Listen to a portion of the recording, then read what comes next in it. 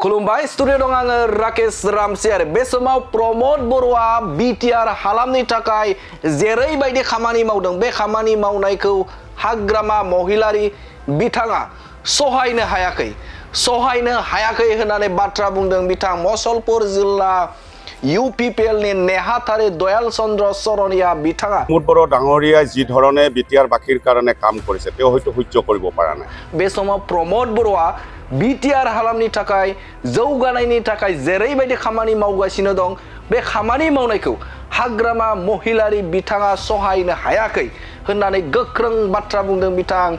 दयाल चंद्र चरणीया बिथाङा आरो बिथाङा बुंथिदों जे बे समाव प्रमोद बर'नि जे बेफोरबायदि खामानि मावनायखौ नुनानै बे समाव हाग्रामा महिलारिया सिन्तायाव दं बिथाङा डिप्रेसनाव दं होननानै बाथ्रा बुंथिदों बिथां दयाल चंद्र चरणीया बिथाङा এই ধৰণৰ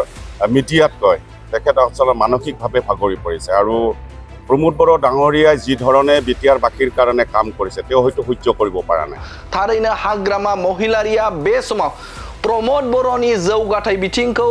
बा जौगाथायनि बिथिङाव प्रमोद बर'नि जे खामानि मावनायखौ नुनानै बिटिआर ओनसोलनि थाखाय खामानि मावनायखौ नुनानै बे समाव हाग्रामा महिलारिया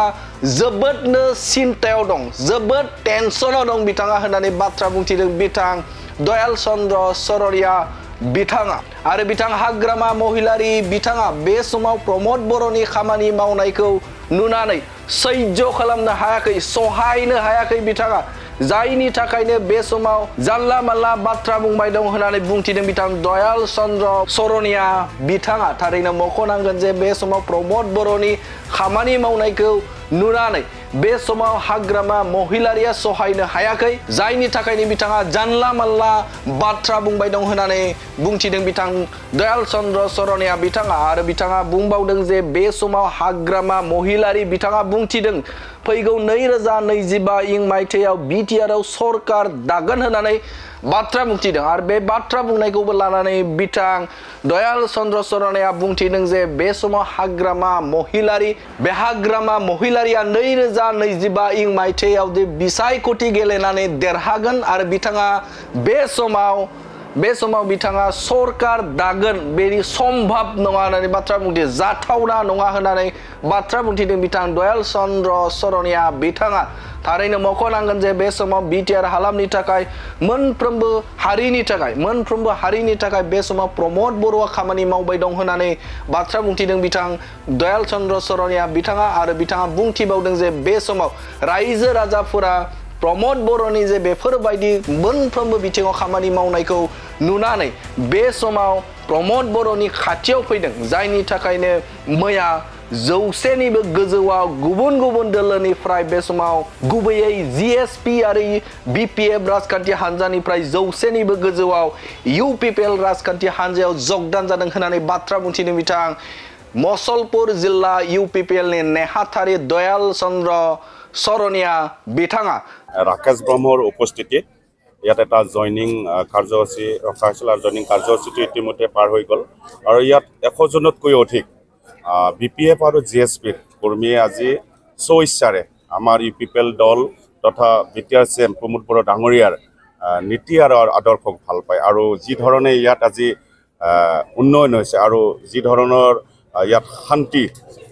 সকলোৰ অঞ্চলতে ইয়াত বাস কৰিছে শান্তিয়ে সকলোৰে অন্তৰে ঘুমাই গৈছে তাৰ কাৰণে আজি 100তকৈ অধিক বিপিএফ আৰু জিএছপিৰ কৰ্মীয়ে আমাৰ ইউপিপিএল দলত যোগদান কৰিছে তেখেতৰ কথাটো একচুৱেলি আমি ক'বলৈ নাযাওঁ আৰু কিন্তু তেখেতে যি ধৰণৰ মিডিয়াত কয় তেখেত আচলতে মানসিকভাৱে ভাগৰি পৰিছে আৰু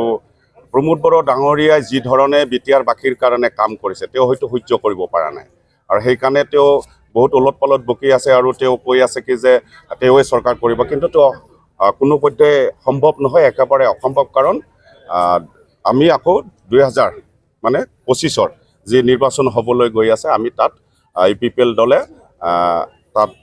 চৰকাৰ গঠন কৰিবলৈ সক্ষম হ'ব এই ক্ষেত্ৰত আমি এতিয়ালৈকে আমাৰ ওচৰত কোনো ইনফৰমেশ্যন নাই কিন্তু আমি তেখেতসকল আমি মিডিয়াত পাইছোঁ যে বিপিএফ দল ত্যাগ কৰিছে আৰু যদি তেখেতসকল আমাৰ ইউপিপিএল দলত আহে নিশ্চয় আমাৰ দলে তেখেতসকলক আদৰি ল'ব কাৰণ ঐক্য আৰু শান্তি আৰু প্ৰগতিৰ কথা চিন্তা চৰ্চা কৰি আছে আমাৰ দলে আমাৰ দলৰ